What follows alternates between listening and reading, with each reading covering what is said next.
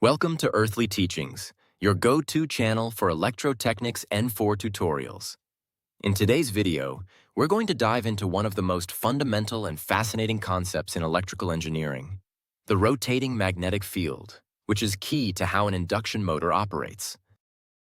By the end of this lesson, you will be able to explain the principles of a rotating magnetic field, understand the concept of relative speed, calculate the synchronous speed of a motor, and determine its slip. These are essential for success in your N4 assessments. First, let's address a core question. How is the rotor made to rotate in an induction motor? In Module 2, you learned that for the armature of a DC motor to rotate, you need two magnetic fields that interact. These are the main field, created by the field current, and the secondary field, created by the armature current. The challenge in an induction motor is to get current to flow through the rotor conductors. Remember, the rotor conductors are not connected to the power supply. The voltage is not directly applied to the rotor. This means we have to find an indirect way to produce the secondary magnetic field. To understand this, we need to master three key concepts. These concepts are the building blocks for understanding the operation of a three-phase induction motor. Let's start with relative speed. The first concept is relative speed. In electrotechnics, we're very interested in how quickly things cut through magnetic fields. This cutting is all about relative speed. Relative speed is simply the difference in speed between two objects. It tells us how fast one object is moving as observed from the other. Let's look at the scenarios in Figure 5.8 to get a clear picture. First, imagine you are standing still on the side of a road and a car passes you at 100 kilometers per hour. Your speed is 0 kilometers per hour. The car's speed is 100 kilometers per hour. The relative speed between you and the car is 100 minus 0, which is 100 kilometers per hour. This is the speed at which the car is cutting past you. Now consider two cars traveling in the same direction at the same speed. The top car moves at 100 kilometers per hour, and so does the bottom car. What is their relative speed? It's 100 minus 100, which equals 0 kilometers per hour. Because their relative speed is 0, neither car is moving faster than the other from their respective viewpoints. They might as well be standing still relative to each other. Finally, let's look at what happens when they move in opposite directions. One car travels at 100 kilometers per hour to the right. The other travels at 100 kilometers per hour to the left. If we consider right as positive, left is negative, so the relative speed is 100 minus negative 100, which is 200 kilometers per hour. They are approaching each other at a combined speed of 200 km/h. This difference in speed is crucial because it leads us to our next key concept. Our second key concept is Faraday's law of electromagnetic induction.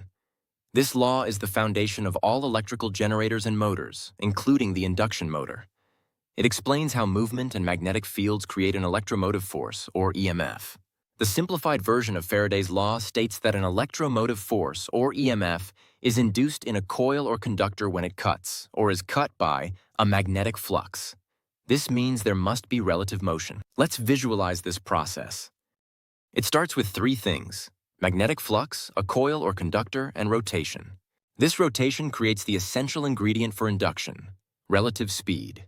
Because of this relative speed, the coil or conductor cuts the magnetic flux.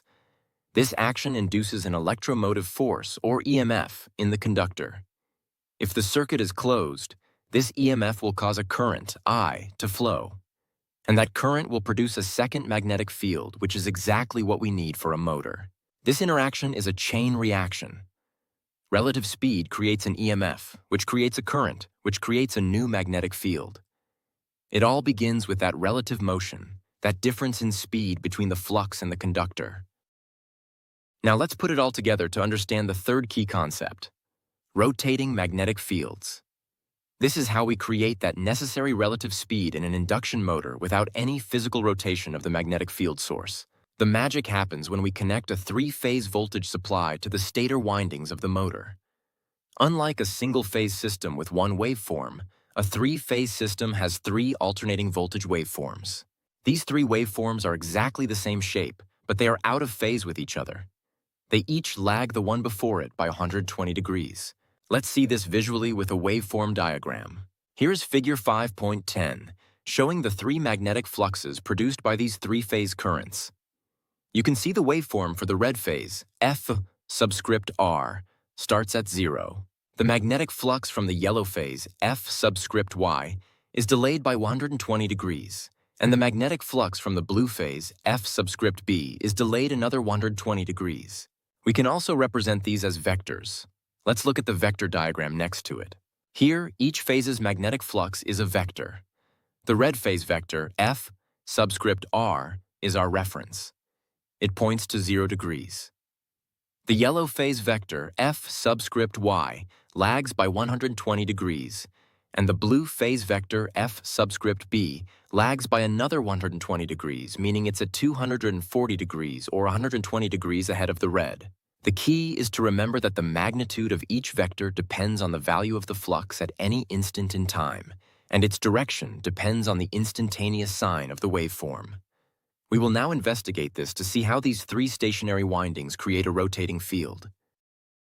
Let's use the rules we just learned and analyze the state of the magnetic field at 4 different points in time. This will build the case for a rotating magnetic field. Look at our waveform diagram. Let's start at point 1, which is at 0 degrees. At this instant, the red flux, phi r, is cutting the axis, so its value is 0. This means we ignore its vector.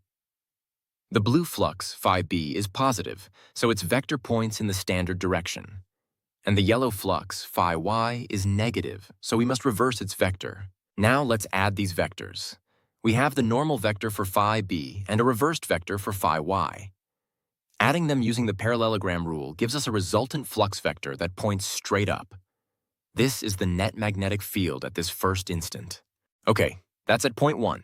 Now let's jump ahead to point 2. Let's move our marker to point 2.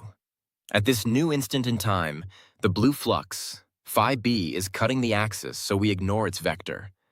The red flux, phi r, is positive, and the yellow flux, phi y, is negative.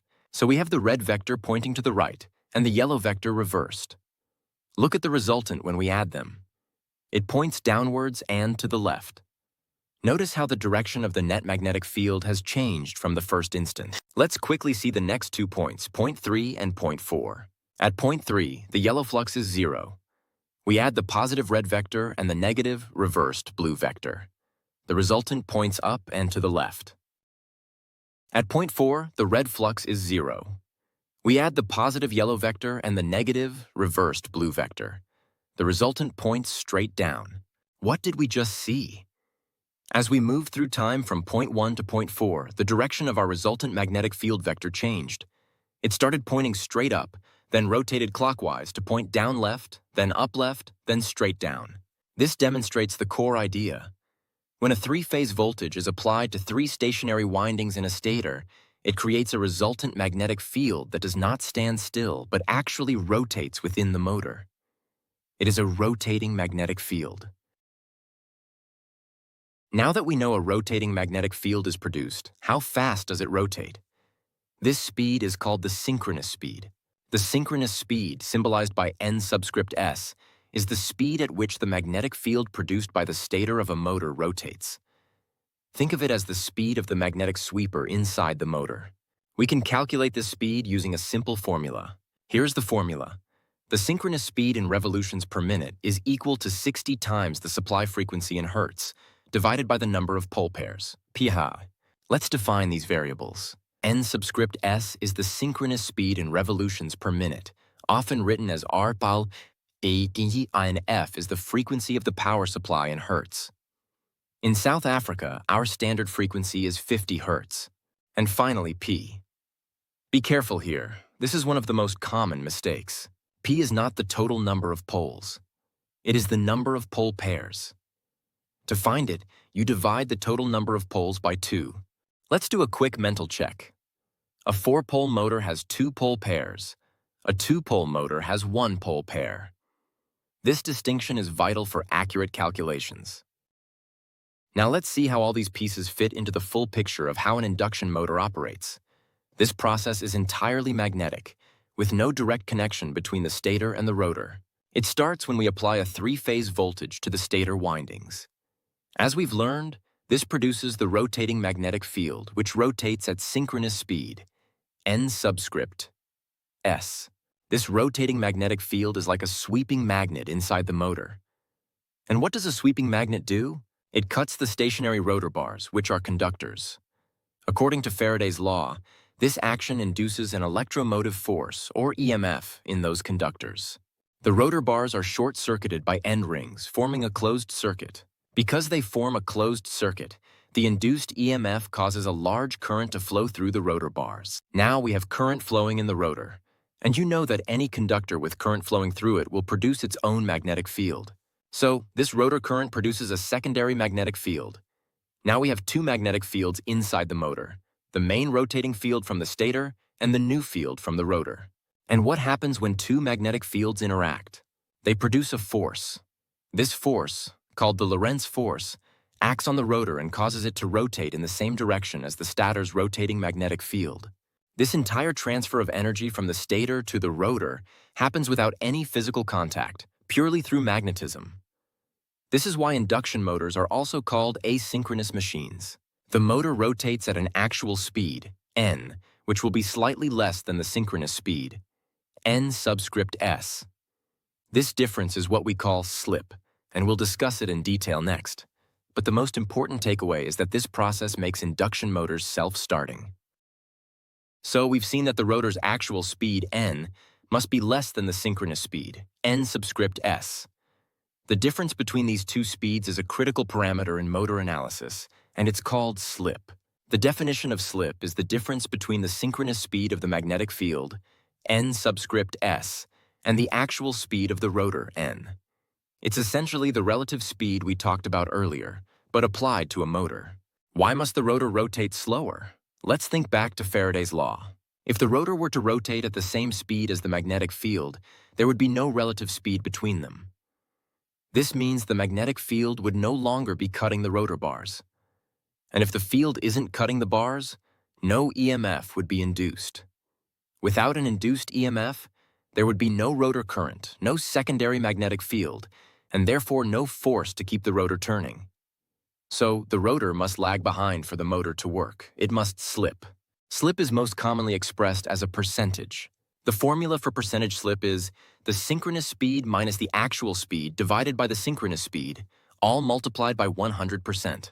Let's quickly understand the two extremes of slip. We already know that 0% slip is impossible. This would mean n is equal to n subscript s, and the motor would have no driving force.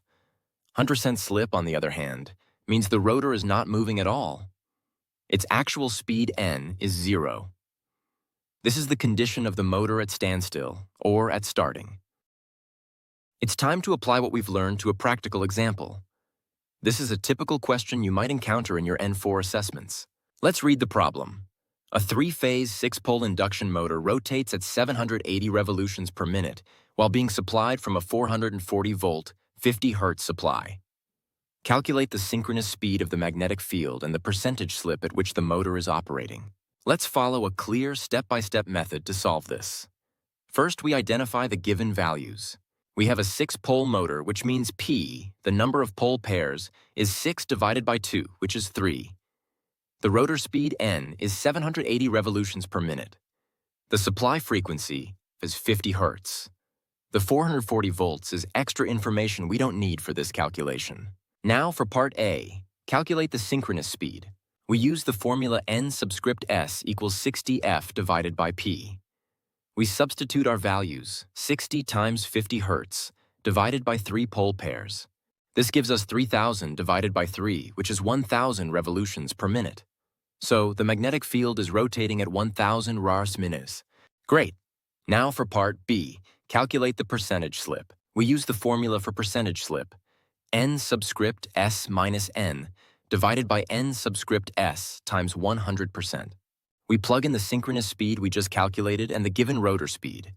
So we have 1,000 minus 780 divided by 1,000 and then times 100. This simplifies to 220 divided by 1,000, which is 0.22.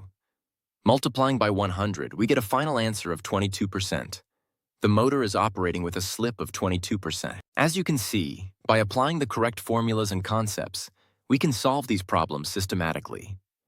Notice that the final answer in the memo is 22%, which does not require rounding. Let's quickly recap what we've covered today. We started by explaining how a three-phase voltage applied to the stator windings of a motor creates a rotating magnetic field. We learned that the synchronous speed of this rotating field is determined by the supply frequency and the number of pole pairs. We also saw that for a motor to work, its rotor must rotate at a speed lower than the synchronous speed. This speed difference is called slip, and it's the very thing that makes the motor asynchronous, but also what makes it self-starting and operational.